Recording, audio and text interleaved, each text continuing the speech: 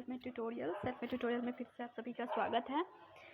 आज का ये जो वीडियो है वो प्रीवियस वीडियो जो लास्ट वीडियो हमने देखा था, जो सारे वीडियो अभी सीरीज चल रही है BHU एमएड 2010 का क्वेश्चन पेपर, ये जो है इंट्रांस का क्वेश्चन पेपर है एमएड का पेट का, जिसमें हम लोग अभी तक 4 वीडियो आई थिंक ऑलमोस्ट देख चुके हैं और ये 5वां वीडियो है। क्योंकि बहुत प्रीवियस ईयर्स में यानी जो बैक ईयर में जो पेपर होते थे BHU इंट्रांस का, वो बहुत ही मतलब ज़्यादा क्वेश्चन उसमें पूछा जाता था, यानी कि जैसे 150 क्वेश्चन पूछे जाते थे, 130 क्वेश्चन एजुकेशन पेपर से और 20 क्वेश्चन ऑप्शनल होते थे, तो 150 क्वेश्चन टोटल पूछ जाते थे। इसलिए थोड़ा सा ज़्यादा टाइम लग रहा है और मैं आपको इसलिए 25 क्वेश्चन बता पाती हूँ। लंबा होने का रीज़न ये भी है कि 25 क्वेश्चन सिर्फ पढ़ाए जाते हों, मतलब बताए जाते हैं, तो मैं इसलिए बताती हूँ 25, क्योंकि मैं आपको एक्सप्लेन करती जाती हूँ ताकि आपको एक हैबिट हो जाए, ताकि आप ऐसे ही क्वेश्चन को जब भी आप पढ़ें एनालाइज करें तो ऐसे ही डील करके पढ़ें। ओके, तो चलिए हम देखते हैं 101। उससे जाने से पहले मैं आपको एक बात बताना चाहूँगी। जैसे मैंने टेलीग्राम पे कुछ क्वेश्चन शेयर किए थे कल, तो मुझे मैं आशा ये कर रही थी या करती हूँ कि जब मैं क्वेश्चन पूछूं तो मैं ये मत आप सोचिए कि सिर्फ मैं क्वेश्चन आपको बता दूंगी और आंसर उसका बता दूंगी, ऐसे नहीं होगा। आपको उसका, जब मैं क्वेश्चन एक डाल रही हूँ तो आपको उसका आंसर देना पड़ेगा, तभी तो मैं जान पाऊंगी कि आपको कितने मतलब पढ़ने की ज़रूरत है आपको, और आपको कितनी जानकारी है, कितनी लेवल पे हो आप। और ये मत सोचिए कि अगर हमने नहीं बता पाए या गलत बता दिए तो कोई नहीं, इसमें हेजिटेट होने की कोई आवश्यकता नहीं है। जब तक आप गलत नहीं करोगे तब तक आप सीखोगे नहीं, ठीक है। तो अगर आप आंसर देते हो तो आपकी प्रैक्टिस होती है, सिर्फ पढ़ने से नहीं होता है ऐसा। जब तक आप उसको रिवाइज नहीं करोगे, जब तक आप उसे प्रैक्टिस नहीं करोगे, तब तक आप नहीं अच्छे से कर सकते, मतलब वो आपको क्लियर नहीं होगा। तो मैं ये अगर आप करना चाहते हैं प्रैक्टिस, तो आप आंसर वहाँ पे रिप्लाई कर सकते हो। अदरवाइज़ मैं सिर्फ क्वेश्चन आंसर अवेलेबल कराने वाला वो काम नहीं कर सकती, क्योंकि जब तक आप प्रैक्टिस इन्वॉल्व नहीं होगे, जब तक इंगेज नहीं हो। मैं चाहती हूँ आपका BHU में एडमिशन हो, मैं इतना मेहनत कर रही हूँ ताकि आपका एडमिशन हो। ये नहीं कि सिर्फ आप बैठ के रट्टा मार लो बिना समझे वगैरह ये किए हुए। आपको प्रैक्टिस होना चाहिए, तब तो आप कर पाओगे। ओके, तो चलिए, अगर आप, हमें खुशी होगी कि आप जो भी 10 क्वेश्चन कल दिए गए हैं, जो भी 10-11 है, तो आप उसे आंसर करें। और जब मैं क्वेश्चन पूछती हूँ तो आप वहाँ पे आंसर दें, तो इंटरेक्शन होगा और भी बच्चे आंसर देंगे। जब आप ही सोचने लगोगे कि पता नहीं मैं आंसर दूंगा या दूंगी तो गलत होगा या सही होगा, ये मत सोचो गलत होगा या सही होगा। जब आप आंसर, एक मैं पूछूंगी क्वेश्चन, आप उसका गलत आंसर दोगे, और जब आपको सही आंसर याद जो बताऊंगी मैं, तो उसका जो आंसर ना आपको हमेशा याद रहेगा। तो ऐसे ही प्रैक्टिस होते हैं, और पिछले साल मैंने बहुत सारे प्रैक्टिस करवाए थे, ठीक है। तो चलिए स्टार्ट करते हैं। The main function of UGC is coordinate the development of higher education in the country, यानी कि भारत में उच्च शिक्षा के विकास के समन्वय में विश्वविद्यालय अनुदान आयोग UGC का मुख्य कार्य है अनुदान देना, ठीक है। जैसे मैंने पहले ही बताया था कि आपको UGC NCT NCERT का वर्क आपको पढ़ लेना है, ताकि, क्योंकि क्वेश्चन देखिए अब तक तो आपको क्लियर हो ही चुका होगा कैसे एक ही क्वेश्चन को मोल्ड करके, एक क्वेश्चन का कभी UGC से पूछ रहा है तो कभी आंसर का क्वेश्चन कर रहा है, कभी क्वेश्चन को आंसर कर दे रहा है, ठीक है। यानी कि कभी जो क्वेश्चन पूछा जा रहा है उसको किसी के क्वेश्चन का आंसर बना दे रहा है, और जो किसी क्वेश्चन का आंसर रह रहा है उसको आंसर को किसी का क्वेश्चन बना दे रहा है, ठीक है। तो आप ध्यान में ये रखिए। 2 factor theory of intelligence was propounded by, ये आपका हो गया साइकोलॉजी का हो गया, ठीक है। इंटेलिजेंसी से रिलेटेड है, जिसका ये आंसर होगा स्पीयरमैन, चार्ल्स स्पीयरमैन होगा। तो आपको ये भी पढ़ लेना है। फिर आपको क्या करना है कि JP गिलफोर्ड के बारे में पढ़ लेना है, EL थॉर्नडाइक के बारे में पढ़ लेना है, कैली और थॉर्स्टन के बारे में पढ़ लेना है। जब चारों आप थॉर्स्टन पढ़ लोगे, थॉर्स्टन का एक प्राइमरी मेंटल एबिलिटी है, वो भी बहुत ही बार क्वेश्चन पूछे जा चुके हैं। थॉर्नडाइक का भी क्वेश्चन बहुत बार पूछा जा चुका है, गिलफोर्ड का भी क्वेश्चन बहुत बार पूछा जा गया है। जब आप जैसे जैसे क्वेश्चन करते जाओगे, आगे बढ़ते जाओगे, आपको क्लियर होता जाएगा, ठीक है। Bloom's cognitive domain is include, आप बोलो। मैंने दो लास्ट टू लास्ट हमने बताया था आपको कि आप ब्लूम्स टैक्सोनॉमी को याद कर लेना और उसके जो टाइप्स हैं उनको याद कर लेना, क्योंकि ऑर्डर में उनको याद करोगे फिर ऑर्डर में याद करना। तो देखिए यहाँ पे ऑर्डर में पूछा गया है, तो अब क्या होगा, कॉग्निटिव डोमेन पूछा गया है। Cognitive domain, psychomotor and affective domain, 3 होते हैं ना, जैसे मैंने आपको बताया था। तो देखिए उसमें पूछा हुआ था कि कौन सा अफेक्टिव डोमेन में सम्मिलित नहीं होता है, तो वो था इवैल्यूएशन, रुचि था यानी इंटरेस्ट था, एटीट्यूड था और मोरल था। ठीक है, मोरल था। अब यहाँ पे क्या पूछा है कि कौन इंक्लूड होता है कॉग्निटिव में, तो जैसे मैंने 6 बताए थे। तो देखिए यहाँ पे क्या क्या होता है, जब आप पढ़े रहोगे, knowledge, comprehension, application, analysis, evaluation, ये है आपका आंसर। तो आपको ऑर्डर में भी, अब देखना आप किसी क्वेश्चन में आपको ऑर्डर भी पूछेगा इसका। As a school teacher, you have been asked by the principal to follow the progress of a people who had just started at the school. What method would you use? अब क्या, कौन सा method, यानी कि कोई बच्चा जो अभी अभी स्कूल में आया है, ठीक है, तो उसकी प्रगति का पता करना हो, प्रिंसिपल बोले आपको कि आपको उसके यानी कि जो उसका प्रगति का अनुगमन एवं अध्ययन करे, यानी कि has been asked principal to follow the progress of a people who just started the school, उसके प्रोग्रेस को पता करना है कि वो क्या है, कितना है, उसको हम किस ग्रेड में डाल सकते हैं, किसके लिए कैपेबल है। तो उसके लिए हम क्या करेंगे, तो उसके लिए होता है केस स्टडी है, दिया है इसमें, कोरिलेशनल मेथड दिया है, डिफरेंशियल मेथड दिया है, एक्सपेरिमेंटल मेथड दिया है। तो जब देखिए इसका मैं चारों का अलग अलग मेथड जो है मैं थोड़ा बता दूंगी बाद में, रिसर्च का ये है।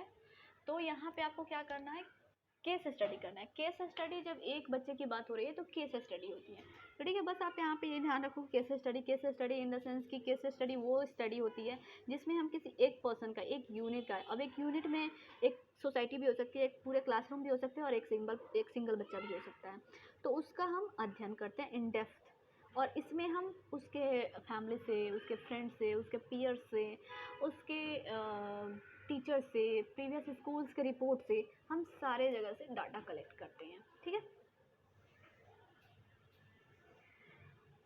4 इसेंशियल एलिमेंट ऑफ क्रिएटिविटी। देखिए अब ये भी साइकोलॉजी से है, तो इसका आंसर होगा fluency, flexibility, originality, elaboration. Next question है, which of the following is not related to higher education system.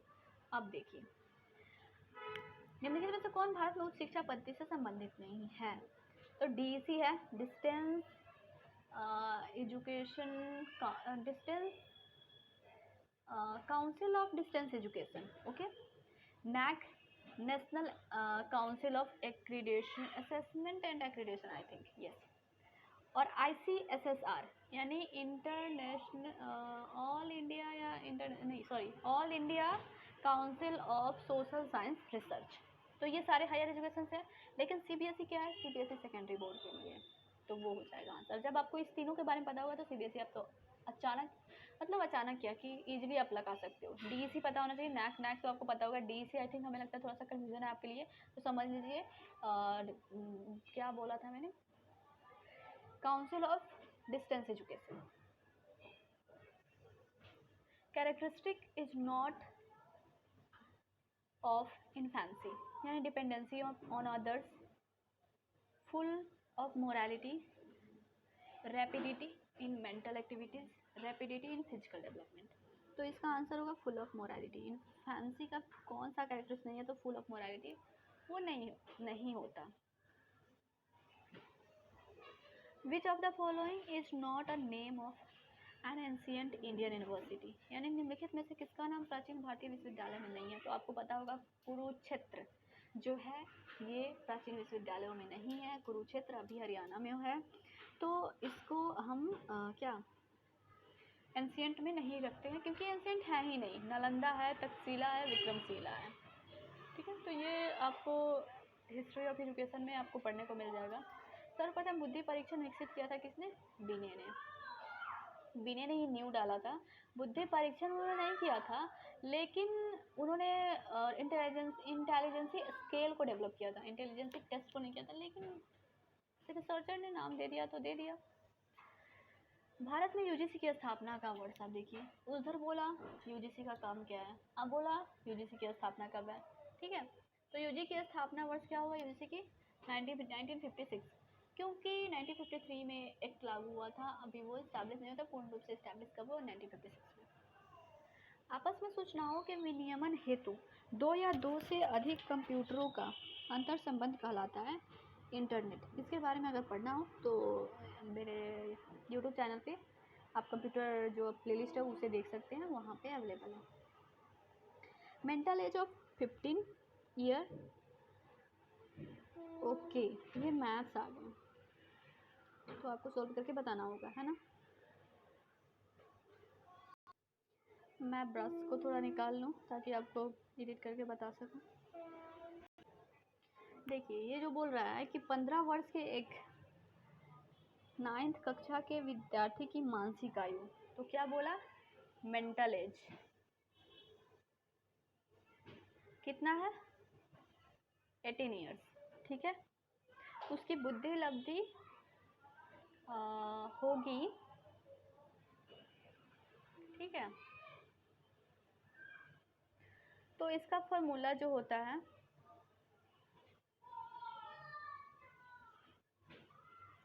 वो होता है IQ इंटेलिजेंसी क्वोशेंट बोलते हैं, equal to mental age by chronological age. तो इसमें बोल रहा है 15 ईयर्स ओल्ड, ठीक है, 15 वर्ष के एक बच्चे। तो मेंटल एज क्या हो गया? मानसिक आयु कितना है? 18 है, और क्रोनोलॉजिकल एज कितना है? 15 है। सॉरी, यहाँ पे हो जाता है 100। ठीक है, ये IQ का इंटेलिजेंसी क्वोशेंट का निकालने का, ये बुद्धि लब्धि निकालने का ये फॉर्मूला होता है। MA/CA गुने मतलब मल्टीप्लाई 100, यानी कि mental age by chronological age multiply 100। तो 18 और 15 गुने 100 मल्टीप्लाई 100, आप इसे करके कर सकते हैं, 120 आएगा। ठीक है, तो करके देख सकते हैं आप। मैंने फॉर्मूला बता दिया आपको, बस आपको फॉर्मूले पे फोकस देना है। ये हो गया आपका फार्मूला। ओके,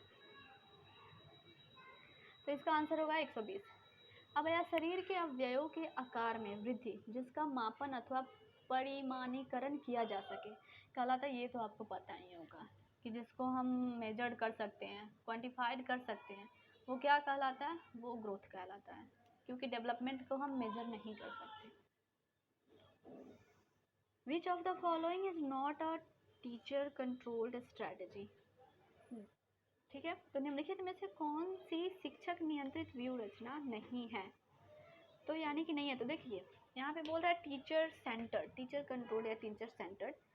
तो जब हम बात करते हैं टीचर सेंटर तो टीचर पे बेस्ड होता है, व्याख्यान लेक्चर तो सिर्फ टीचर पे ही है, लेक्चर देता जाता है, बस काम खत्म।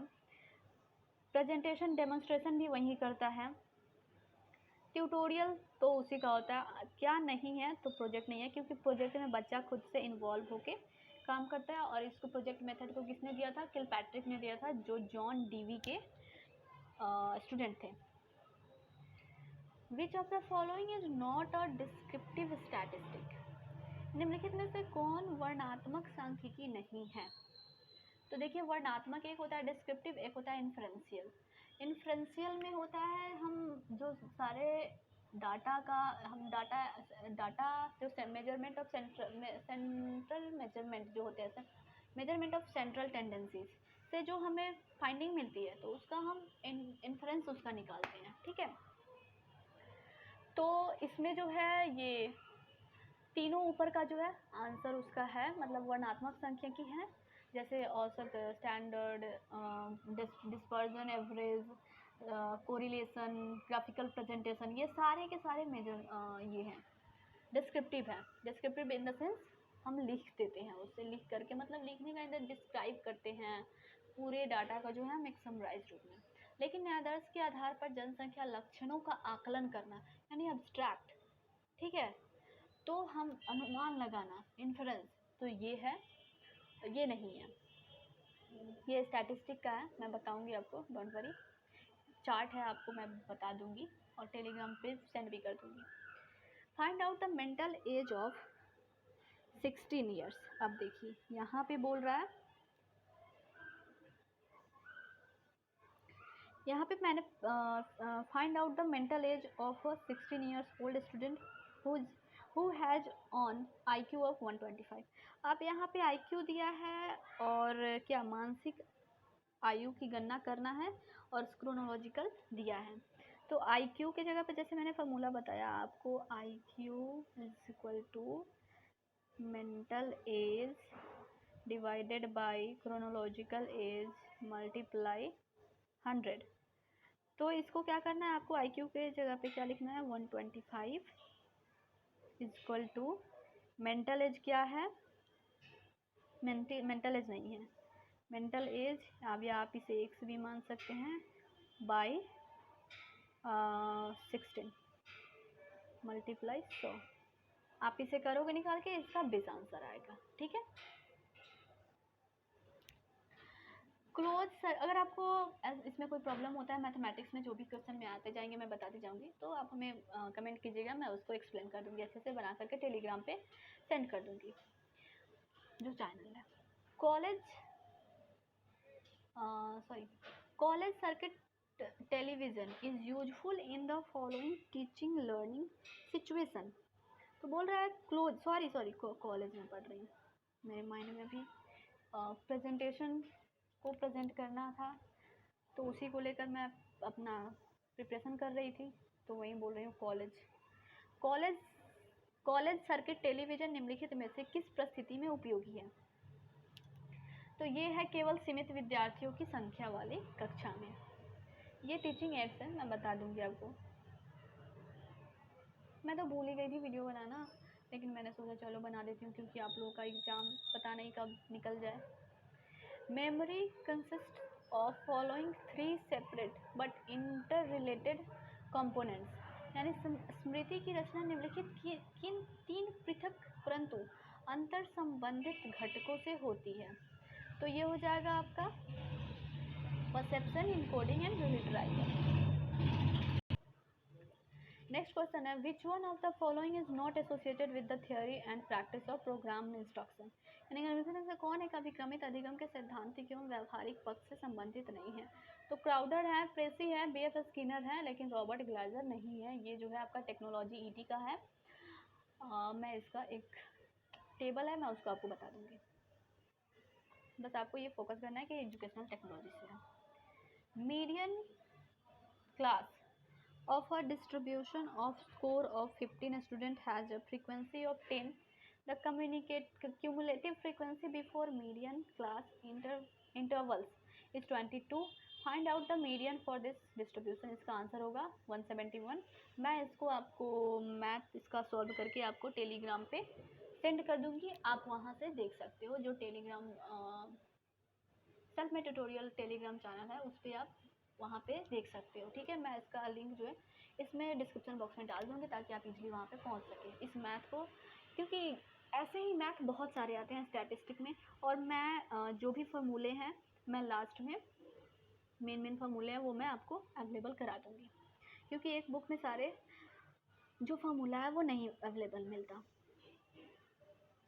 Which of the following is not a projective test of personality assessment?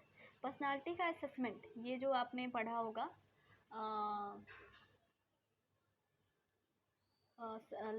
मापन मूल्यांकन में, तो उसमें पर्सनालिटी का एक असेसमेंट होता है, तो वो होता है मिनेसोटा मल्टीफेजिक व्यक्तित्व इन्वेंटरी। ये जो है ये नहीं है, ठीक है। MMPI ये जो है पर्सनालिटी का नहीं है, बाकी सब है। Programmed instructional material is used to achieve the following aesthetic objectives, affective objectives, cognitive objectives, psychomotor objectives। अभिक्रमित अनुदेशन सामग्री का उपयोग निम्नलिखित में से किसकी प्राप्ति हेतु किया जाता है। तो कॉग्निटिव के लिए कहता है, यानी कंप्यूटर बेस्ड बोल रहा है, प्रोग्राम इंस्ट्रक्शन वही होता है computer based. Who is designated as the chancellor of Visva Bharati Shanti Niketan. विश्व भारती की स्थापना किसने की थी, आप हमें कमेंट में ज़रूर बताइएगा, ठीक है। मैं आप पे ये छोड़ती हूँ क्योंकि ये बहुत इजी है, आई होप कि आप बता पाओगे। तो विश्व भारती शांति निकेतन के कुलाधिपति किसे बनाया जाता है, भारत के प्रधानमंत्री को। Which of the following has not been accepted as the criteria of positive science? Which psychology claimed to be मतलब ये बोल रहा है कि निम्नलिखित में से किसे सकारात्मक विज्ञान की कसौटी नहीं माना गया है, जिसका मनोविज्ञान ने दावा किया। तो आंकड़ों में परिवर्तनशीलता इसका आंसर होगा। Who among the following is not a तीर्थंकर ऑफ जैनिज्म, कौन तीर्थंकर नहीं है। तो जैसे आपको पता होगा कि 26 या yes if I am not wrong तो 26 है या 24, आई डोंट नो, मैं भूल रही हूँ थोड़ा सा, मैं बता दूंगी आपको। तो इसमें से कौन है, तो महावीर है, पार्श्वनाथ है, ऋषभदेव। ऋषभदेव तो फर्स्ट है, ये भी क्वेश्चन आता है कि सबसे फर्स्ट तीर्थंकर कौन है, तो ऋषभदेव। और लास्ट है आई थिंक महावीर, और second, last to second Parshvanath है। तो इसका आंसर हो गया मोदगलायन नहीं है। If we are asked to reform any one aspect of university education, if we are asked to reform any one aspect of university education, then it will be examination. This observation belongs to, मतलब किसने कहा था, यदि विश्वविद्यालय शिक्षा के किसी पक्ष में सुधार हेतु हमसे कहा जाए तो यह क्षेत्र होगा परीक्षा। तो ऑफ कोर्स विश्वविद्यालय की बात हो तो विश्वविद्यालय शिक्षा आयोग ही बोलेगा। ये किसने दिया था, मैं आपसे जानना चाहूँगी, आप हमें कमेंट करके ज़रूर बताइएगा, ठीक है। चलो मैं बता देती हूँ, राधा कृष्णन है इसके विश्वविद्यालय आयोग के। और ये कब हुआ था ये आप हमें कमेंट में बताइएगा, ठीक है। इसे राधा कृष्णन आयोग भी कहा जाता है। The repetition of behavior strengthens the SR bond is the implication of Thorndike law of, यानी कि व्यवहारों की पुनरावृत्ति SR बॉन्ड को मजबूत करती है। थॉर्नडाइक के किस नियम को लागू करता है, तो ये है एक्सरसाइज यानी प्रैक्टिस, ओके। ये थॉर्नडाइक का जो है ट्रायल एंड एरर थ्योरी वो है। In connection with teacher education commission has recommended that सभी प्रकार और स्तर के अध्यापक शिक्षा विश्वविद्यालयों के अधीन होनी चाहिए। यानी कि ये बोल रहा है कि शिक्षा आयोग ने अध्यापक शिक्षा के संदर्भ में सिफारिश की है कि all type of teacher education should be brought under the university, ठीक है। तो ये कभी कभी ये भी आंसर पूछ सकता है कि किसने कहा था कि सभी प्रकार और स्तर के अध्यापक शिक्षा विश्वविद्यालयों के अधीन होनी चाहिए, ठीक है। तो ये भी पूछ सकता था, आपको एजुकेशन कमीशन याद रखना होगा।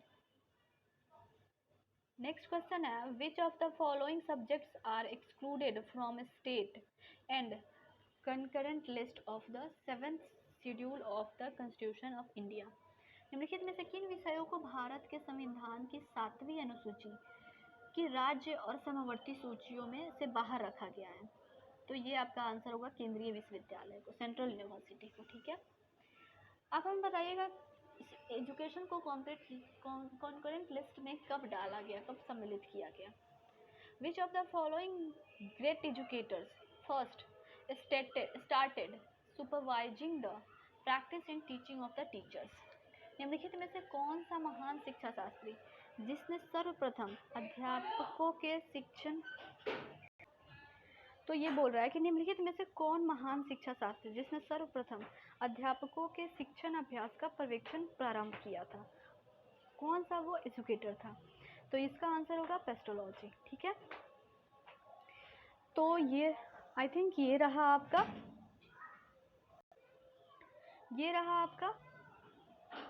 लास्ट, मतलब 2010 का फाइनल हुआ जो आपका एजुकेशन पेपर से क्वेश्चन पूछे जाते हैं, और बाकी ऑप्शनल पेपर है तो मैं उसका वीडियो आपको जल्दी ही बना दूंगी, ओके।